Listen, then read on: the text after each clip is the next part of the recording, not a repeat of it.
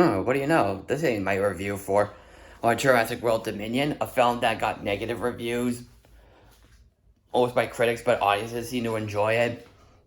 And also the film was a huge hit at the box office so far.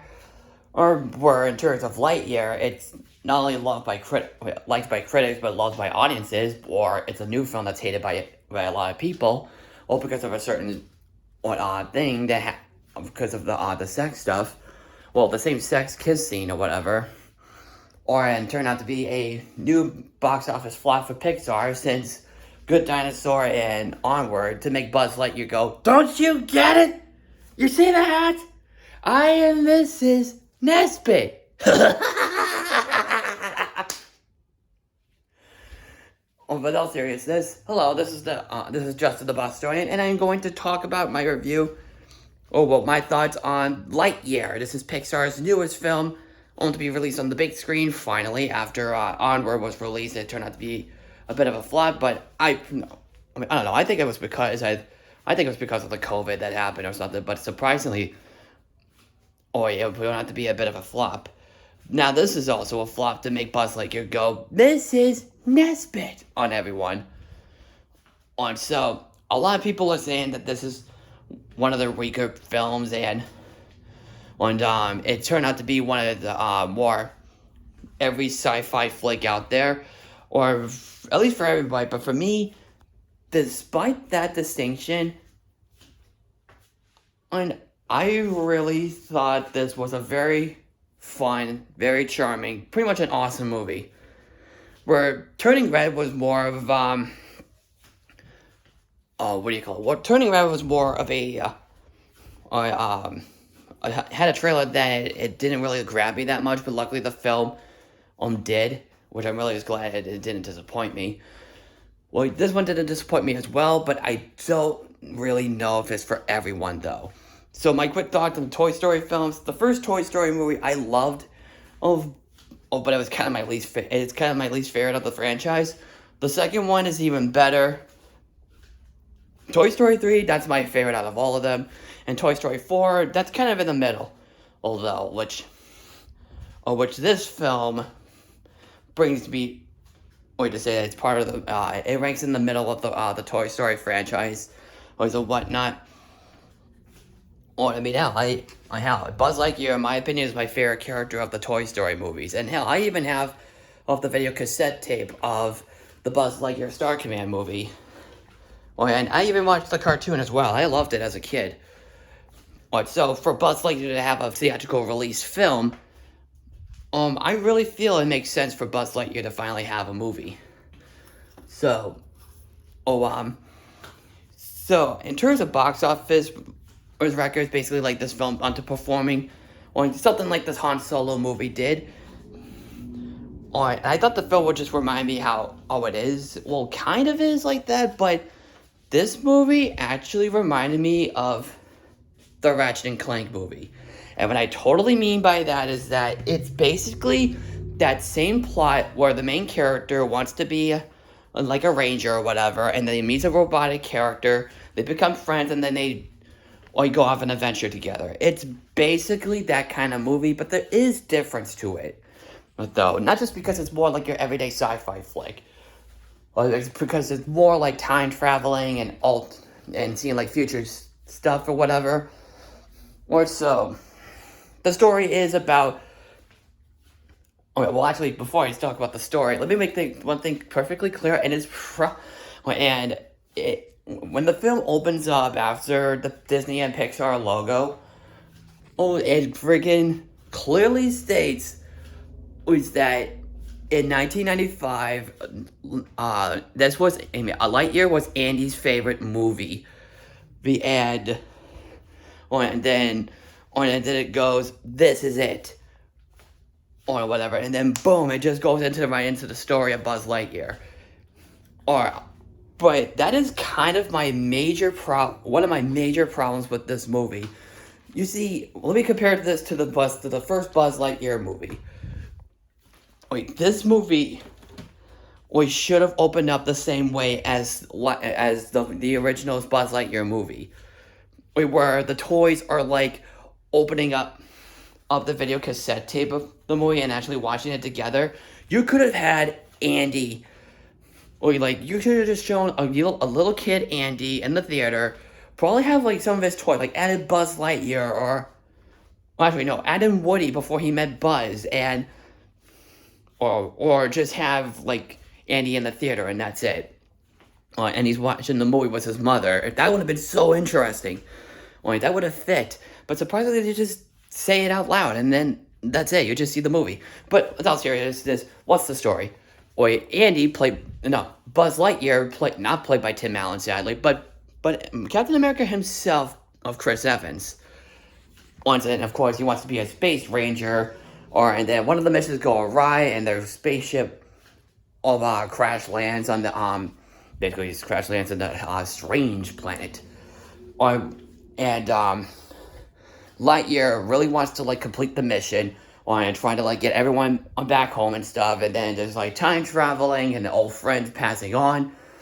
He like every time he fails the mission, it's like he's like traveling a few years into the future, and the more he does, the older one of his friends, Hawkthorne, grows up and then becomes very old, has a granddaughter, which we'll talk about in a minute. But along the way, Buzz Lightyear does come across a robotic cat, voiced by Peter Son, the guy who did the voice of Emile from Ratatouille, and Squishy from Monsters University, which is probably one of the best things in the movie, which we'll get to him in a minute. Along the way, even though he does one more time with the time traveling mission, and actually completes it because of a formula that Sox found, a fossilized crystal formula that he found, travels way too much into the future, like 22 years into the future, and then we do see Zurg in this film, which is surprisingly not the evil Emperor Zurg, which is another issue of the movie, as well. It's gonna really throw people off though, but along the way he does come across some other characters, like the granddaughter, Lizzie Hawkthorne, played by Keke Palmer from the Ice Age movies, like Ice Age 4 and 5, and also, of course, True Jackson from the Nickelodeon show, True Jackson BP. This old lady who's on parole, or whatever, and Morrison, played by Toddy Waititi, which is really cool. So, the future of Buzz Lightyear is like at stake or whatever, and then, we do see the robotic version of Zurg, voiced by James Brolin, which I thought it would have been like Josh Brolin, but it's not. Which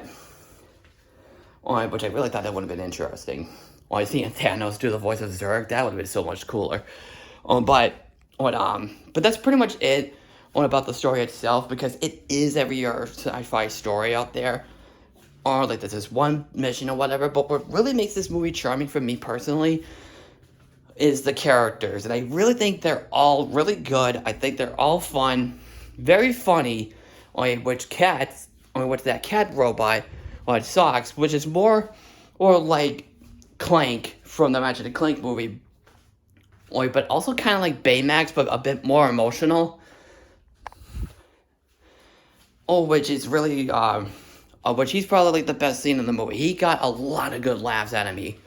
The other characters, like Lizzie, she was really likable. Morrison was hilarious, and the old lady was hilarious.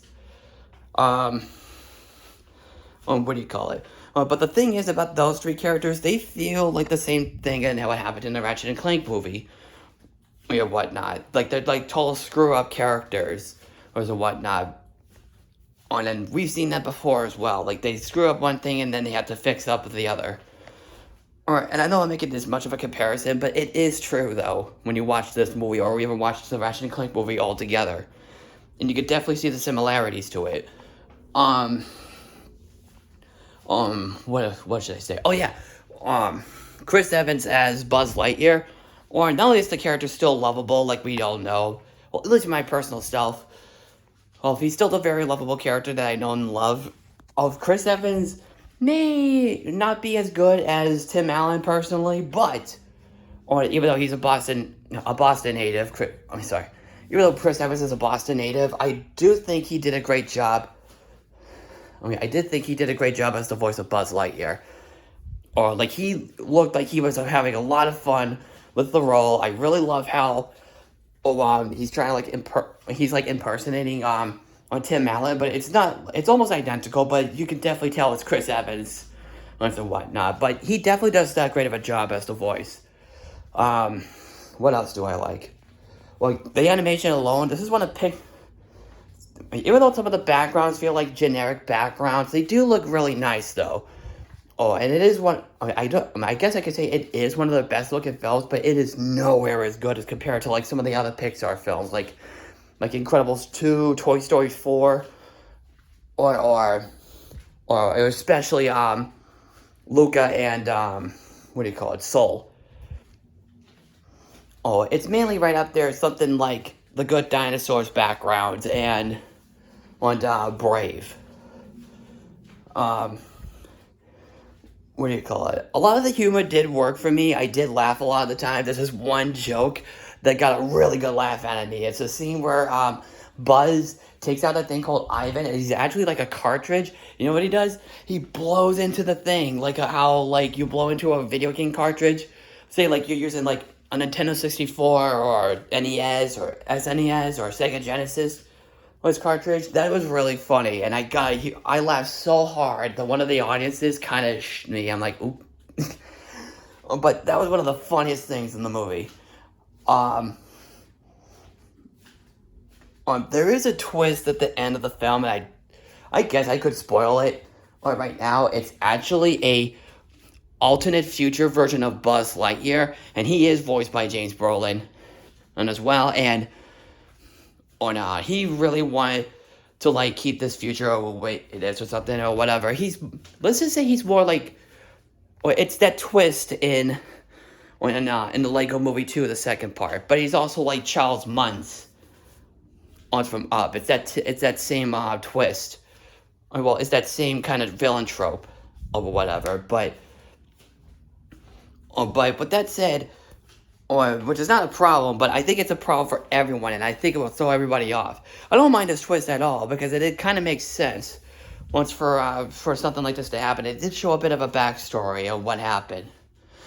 So, sorry, I'm losing breath here. So, to really sum up the film, I guess it's not for everyone, but if you just want to see, if you're just so used to hearing Tim Allen doing the voice of Buzz Lightyear, I don't think it's worth your time. However, or if you just want to see Buzz Lightyear be Buzz Lightyear, this is the film for you, and it really did it for me. And I definitely say I like this a little bit more than Turning Red. Not much, but a little. I don't think it's a masterpiece. Well, the movie didn't disappoint me, but not by any means. But I kind of expected something a little bit more. Will they make a sequel to this? I don't know. I'm kind of hoping that they do, because I would love to see Buzz Lightyear go to other planets and go on other missions. So, that's it for my thoughts. I really enjoyed this. I love this movie. And I personally don't think it deserved to bomb at the box office, or basically underperform. But if you have seen it, what did you think? Comment below. Follow me on Twitter, Facebook, and Instagram. And I am Justin the Bostonian, and I will see you next time. Take care.